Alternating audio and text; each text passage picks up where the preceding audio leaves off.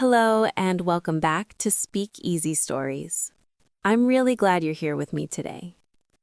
This is a calm and safe place to practice English. You don't need to rush. You don't need to be perfect.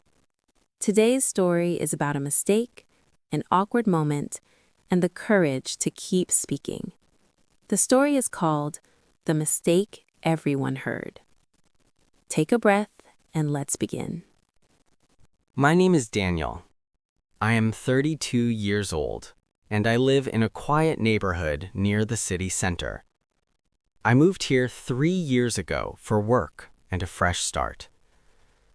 I understand English quite well. I read it every day. I use it at work. But speaking is different. When I speak English, I still feel a small fear inside me. Not strong enough to stop me, but strong enough to make me careful. One Saturday morning, I went to a large grocery store. It was busy and noisy. People were shopping, talking, and moving quickly between the aisles. I had a short list in my phone: bread, milk, vegetables, and coffee. As I walked through the store, I practiced sentences in my head. Simple sentences. Safe sentences. When I reached the coffee aisle, I saw a worker arranging boxes. He looked friendly and calm. I needed help. I took a breath and walked toward him. "Excuse me," I said. He turned and smiled. "Yes?" he asked. I wanted to ask where the coffee beans were. In my head, the sentence was clear, but when I spoke, something went wrong. "Where is the coffee people?" I asked. The moment the words left my mouth, I knew it was wrong. For 1 second, everything felt very loud. My face felt hot. My heart jumped. The worker paused for a moment. Then he smiled. "Oh, you mean the coffee beans," he said kindly. "Yes," I replied quickly. "I mean the coffee beans." "They're right over there," he said, pointing, "next to the tea section." "Thank you," I said, feeling embarrassed. As I walked away, I replayed the sentence in my head. Coffee people. Why did I say that? I felt foolish. I felt exposed. Part of me wanted to leave the store immediately. Another part of me wanted to laugh.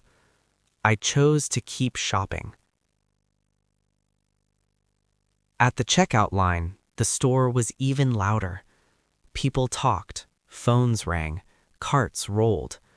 When it was my turn, the cashier looked at me and smiled. "Did you find everything okay?" she asked.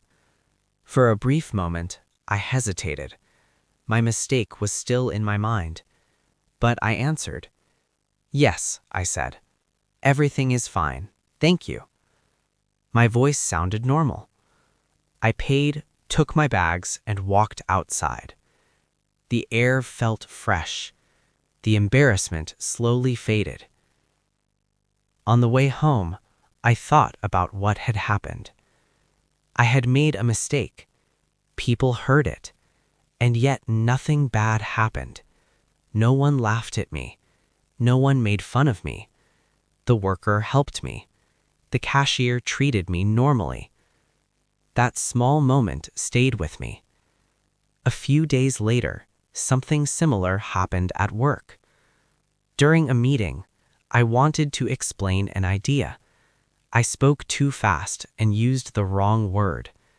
I stopped mid-sentence. "I'm sorry, that's not the word I wanted."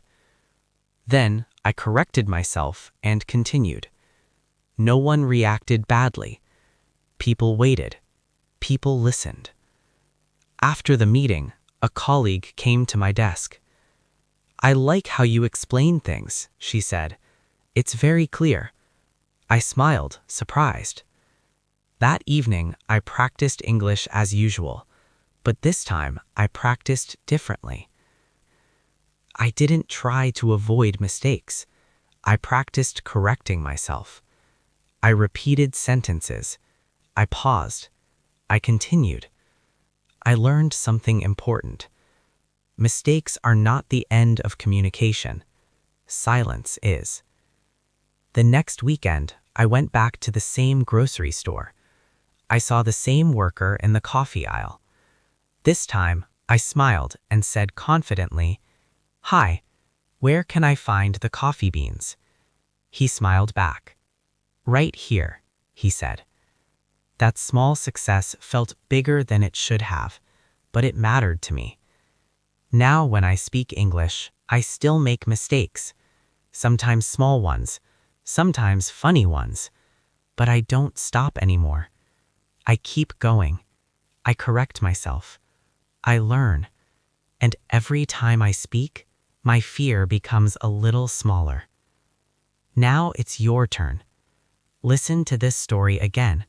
Pause whenever you need. Repeat the sentences out loud. Focus on the sound. Focus on the rhythm. Don't worry about mistakes. This is the shadowing technique. It helps you speak more naturally and confidently. Practice a little every day. Even 10 minutes is enough. Thank you for practicing with SpeakEasy Stories. You showed up today, and that matters. See you next time.